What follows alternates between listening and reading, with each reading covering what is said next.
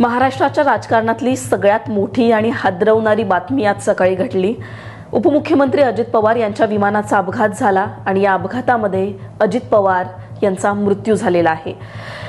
महापालिका निवडणुका झाल्या आणि त्यानंतर जिल्हा परिषद निवडणुकांसाठी तयारी करण्यासाठी अजित पवार हे बारामतीमध्ये मुंबईहून बारामतीला निघालेले होते सभा घेण्यासाठी। अजित पवारांच्या बारामतीमध्ये 4 सभा होत्या, 4 सभांचं नियोजन त्या ठिकाणी होतं आणि त्यासाठी अजित पवार हे मुंबईतून बारामतीला निघाले।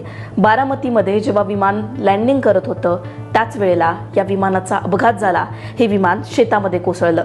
नेमकं काय घडलं हेच या व्हिडिओच्या माध्यमातून मी तुम्हाला सांगणार आहे। आज सकाळी 8 ते 9च्या दरम्यान ही धक्कादायक घटना घडलेली आहे।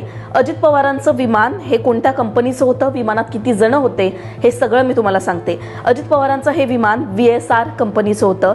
या विमानामध्ये एकूण 5 जण होते। पायलटचा विचार केला तर पायलटसह 6 जण होते आणि 6ही जणांचा मृत्यू झालाय।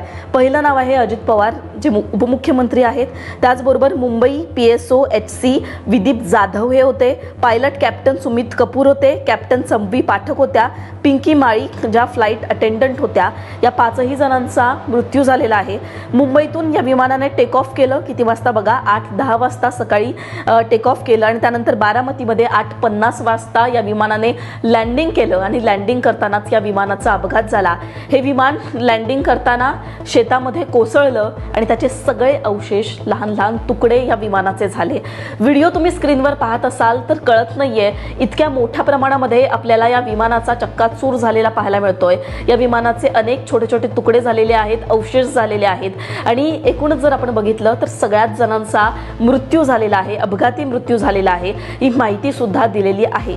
उपमुख्यमंत्री अजित पवार महापालिका निवडणुकांपासूनच जर आपण बघितलं तर जोरदार तयारीला लागले होते। निराशाजनक कामगिरी अजित पवारांच्या राष्ट्रवादीची महापालिका निवडणुकांमध्ये पाहायला मिळालेली होती। 2 राष्ट्रवादी एकत्र आलेल्या होत्या आणि त्याच अनुषंगाने जिल्हा परिषद निवडणुकांची तयारी करण्यासाठी अजित पवार बारामतीला सभा घेणार होते।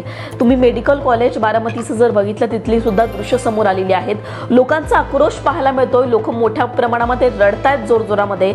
अजित पवार त्यांचे सगळ्या कार्यकर्त्यांचे दादा गेलेले आहेत। महाराष्ट्राच्या राजकारणातली सगळ्यात मोठी आणि हादरवणारी ही बातमी आहे। विमान नेमकं कोणतं होतं तर VSR कंपनीचं होतं, प्रायव्हेट विमान होतं। या विमानाने मुंबईहून अजित पवार बारामतीसाठी निघालेले होते।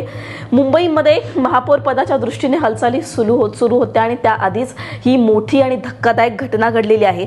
अजित पवारांच्या एकूणच कारकिर्दीवर नजर जर आपण टाकली तर शरद पवारांच्या पावलावर पाऊल ठेवत अजित पवार राजकारणामध्ये आलेले होते आणि दुसरीकडे आपण जर बघितलं तर 1991 मध्ये बारामती लोकसभा मतदारसंघातून खासदारमधून अजित पवार निवडून आले आणि खऱ्या अर्थाने राजकारणाची सुरुवात त्यांनी त्यानंतर केली। त्यानंतर बारामती विधानसभा मतदारसंघातून अजित पवार हे सलग जर आपण बघितलं तर आमदार म्हणून निवडून आले। नियोजन असेल, अर्थ असेल, जलसंपदा असेल, ऊर्जा असेल, अशा प्रमुख मंत्रालयांची जबाबदारी सुद्धा अजित पवारांनी सांभाळलेली आहे।